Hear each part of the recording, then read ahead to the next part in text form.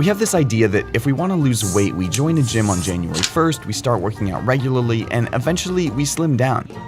Well, here's some bad news. I read more than 60 studies on this, and it turns out exercise is actually pretty useless when it comes to weight loss. Dr. Kevin Hall at the National Institutes of Health has done some of the most important studies on exercise and weight loss.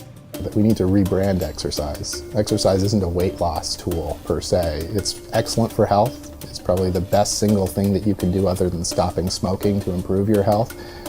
But don't look at it as a weight loss tool. Exercise will definitely help you live a longer, happier life. It's just not the best way to lose weight. And the reason it has to do with how our bodies use energy. You may not realize it, but physical activity is actually a tiny component of your daily energy burn.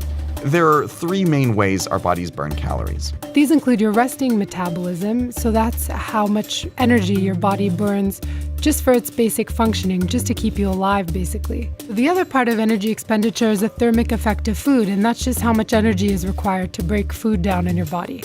The third part of energy expenditure is physical activity.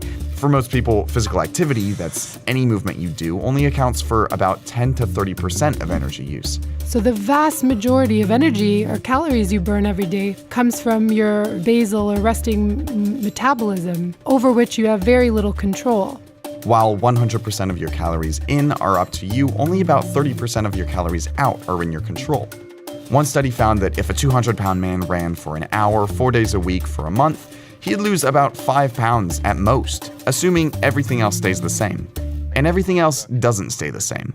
Researchers have found we make all kinds of behavioral and physiological adaptations when we start increasing the amount of exercise we're getting every day.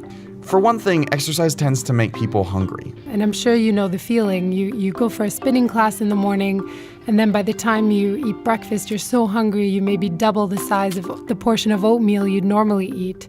There's also evidence to suggest that some people simply slow down after a workout. So if you went running in the morning, you might be less inclined to take the stairs at work. These are called compensatory behaviors. They're basically the various ways we unknowingly undermine our workouts.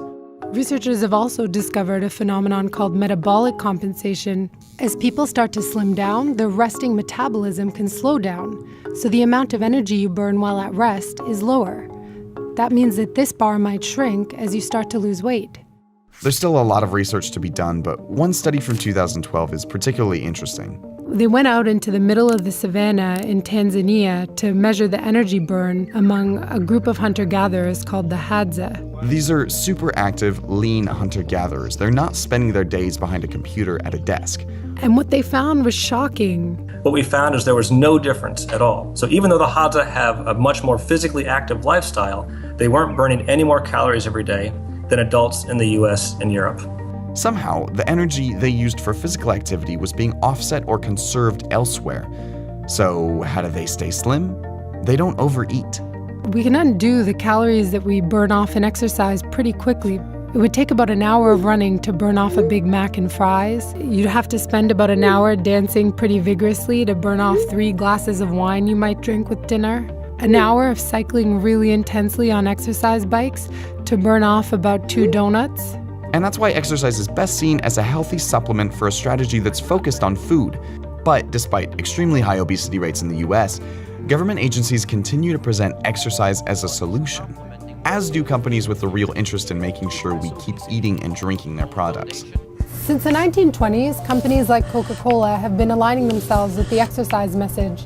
The idea here is that you can drink all these extra bottles of soda as long as you work out.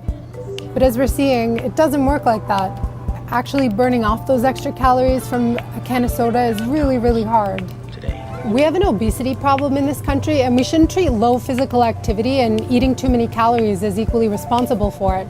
Public health policymakers should really prioritize improving our food environment to help people make healthier choices about what they eat. It's not impossible to lose weight through exercise, it's just a lot harder. And we need to recognize how that works.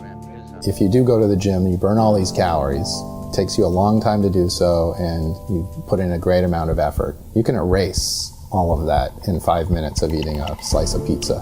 The relative magnitude is actually quite surprising, and most people don't fully appreciate that.